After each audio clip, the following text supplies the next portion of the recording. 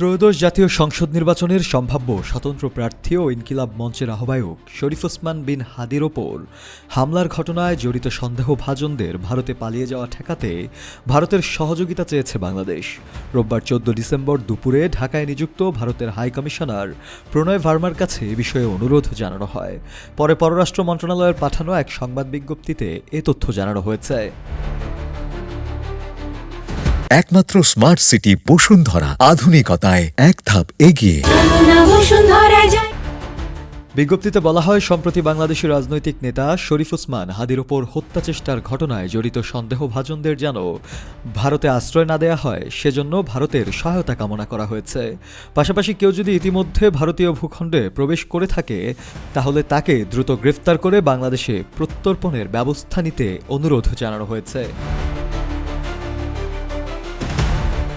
ভারতীয় হাইকমিশনারকে আরও জানানো হয়, বাংলাদেশে আসন্ন সংসদ নির্বাচন ভণ্ডুল করার উদ্দেশ্যে সাবেক প্রধানমন্ত্রী শেখ হাসিনা ভারতে অবস্থান করে তার সমর্থকদের উস্কানিমূলক ও সন্ত্রাসী কর্মকাণ্ডে জড়াতে আহ্বান জানিয়ে বক্তব্য দিচ্ছে।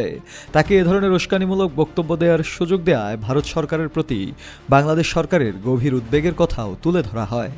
একই সঙ্গে বাংলাদেশ সরকার ভারতের দৃষ্টি আকর্ষণ করে পলাতক শেখ হাসিনা এবং আসাদুজ্জামান খান কামালকে দ্রুত প্রত্যর্পণের আহ্বান পুনর্ব্যক্ত করে যাতে তারা বাংলাদেশের আদালতের দেয়া সাজা কার্যকরের মুখোমুখি হতে পারেন।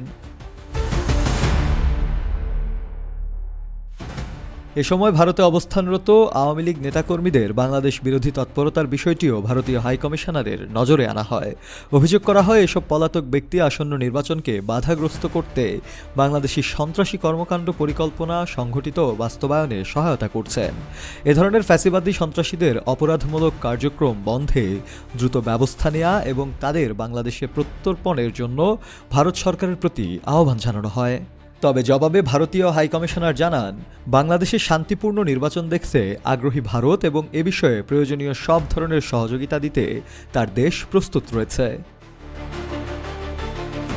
শফিউল মাওলা, কালের কণ্ঠ।